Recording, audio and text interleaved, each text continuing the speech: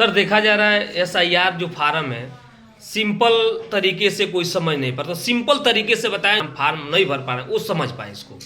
देखिए, voter list में जो एसआईआर का काम चल रहा है इसका रिलेशन पिछले एसआईआर 2003, पिछले बार विशेष पुनरीक्षण हुआ था 2003 में, उस समय का मिलान इस समय किया जा रहा है जी। तो कैसे फॉर्म फिलअप करेंगे लोग, कैसे फॉर्म भरेंगे? फॉर्म फिलअप करने के पहले सावधानी आप जान लीजिए जी।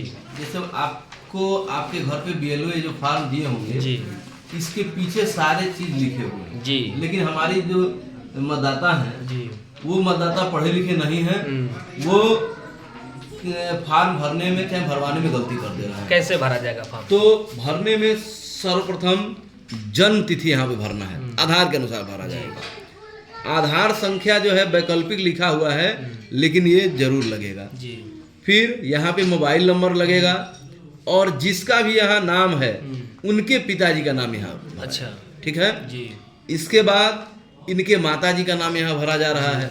इपिक नंबर है तो भर दीजिए, नहीं है तो नहीं छोड़ दीजिए। यहाँ पर पति या पत्नी का नाम भरा जाएगा। जी। ठीक, अब मेन समस्या जो है यहाँ पर है, दो कॉलम, एक दो इस साइड कॉलम और है, इस साइड। इसी को लोग समझ नहीं रहे हैं जी, इसको और समझ। इसमें बहुत ज्यादा कंफ्यूजन लोगों को हो जा रहा है। यहाँ लिखा हुआ है कि पिछले एसआईआर की मतदाता सूची में मतदाता का विवरण। जी। ठीक, तो यदि इनका नाम इस सूची में है, 2003 के लिस्ट में है, जी। जो कि हर बीएलओ के पास है, आप जाइए, या ऑनलाइन भी उपलब्ध है, जी। आपके ग्राम सभा का ऑनलाइन भी उपलब्ध है, उसमें से खोजिए और यहाँ पर उस निर्वाचक का नाम लिख दीजिए, उनके पिता का नाम लिख दीजिए, फिर जो भी कॉलम है भर दीजिए। यहाँ पर विधानसभा और विधानसभा का संख्या, भाग संख्या, और ये लोग नहीं समझ पा रहे हैं विधानसभा निर्वाचन क्षेत्र की संख्या। अब देखिए इसमें बहुत, जैसे अभी यहाँ का उदाहरण लीजिए, जी। अभी जो हम लोग बिहार खुर्द में मौजूद हैं, ये विधानसभा तमकुही राज इस समय वर्तमान में है, लेकिन उस समय 2003 में ये फाजिल नगर हुआ तो था। फाजी नगर तो भरेंगे। वो भरेंगे, उस समय का क्षेत्र संख्या भरेंगे और उसी समय का पार्ट नंबर और उसी समय का क्रम संख्या। एक क्रम संख्या और पार्ट संख्या सिंपल तरीके में ये समझा क्रम दीजिए। संख्या उसी वोटर लिस्ट में आप अपना खोजेंगे। यानी जो फॉर्म भरा जा रहा है वोटर लिस्ट में उनका नाम होगा, उसके नाम के सामने होगा एक क्रमांक संख्या। हाँ, क्रमांक संख्या। यानी उसमें- इसको सिंपल तरीके में कहा जाए तो बूथ संख्या बोला जाता है। नहीं, ये बूथ संख्या है, भाग संख्या बूथ संख्या है। जी। और उसी में जो क्रम संख्या है, बहुत लोग क्या कर रहे हैं कि यहाँ पर मकान संख्या लिख करके ला करके जमा कर दे रहे हैं, जो कि फॉर्म गलत हो जा रहा है, ले नहीं रहा है। अब दूसरे तरफ हम आते हैं, ये दूसरा जो कॉलम है कि पिछले कॉलम में दिए गए, जैसे मान लीजिए यहाँ जो हमारा निर्वाचक है उसका नाम यदि 2003 के लिस्ट में नहीं है तब हम इसको भरेंगे। जी।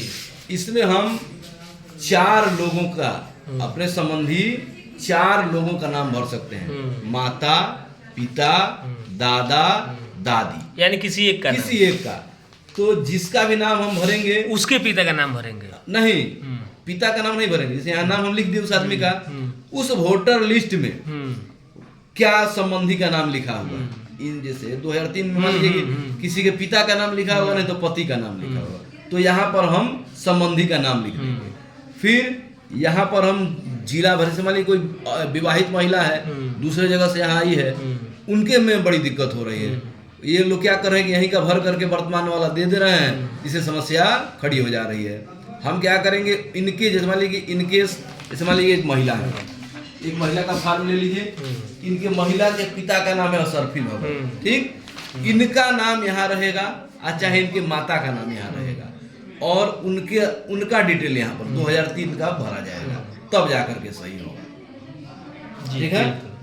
दूसरा चीज, बहुत लोग इसमें प्रूफ क्या लग रहे हैं, प्रूफ के बारे में बता अब देखिए, प्रूफ आपको बता रहे हैं, जिनका नाम 2003 के लिस्ट में नहीं है उनको भी परेशान होने की जरूरत नहीं है। उनको क्या करना पड़ेगा कि ऐसे ही फॉर्म भर के अपने बीएलओ के पास जमा कर दें, उनका नाम ड्राफ्ट सूची में आएगा, ड्राफ्ट सूची में आएगा कि भाई आप अपना प्रूफ यहाँ पर दीजिए, आप यहाँ पर, तो उनको देखिए यहाँ पर लिखा हुआ है, यहाँ पर अभिलेखों की सांकेतिक सूची, जो यानी फॉर्म को उल्टा करके देखेंगे तो टोटल ब्यौरा उसमें लिखा है, क्या क्या प्रूफ चाहिए। ये पासपोर्ट है, ये हाई स्कूल का मार्कशीट है, बना, ये जितना भी है आपका परिवार रजिस्टर है, हम लोग यहाँ जो आसानी से मिल जाता है, निवास है, ये हम लोग के आसानी से मिल जाता है। इसमें से कोई एक हमको, अच्छा, इसके बावजूद भी अगर जो फॉर्म भर रहा है उसको समझ ना आए तो उसको क्या करना चाहिए? उसको नहीं यदि समझ में आ रहा है तो सीधे अपना फॉर्म लेकर के अपने बीएलओ के पास पहुंच जाए और अपना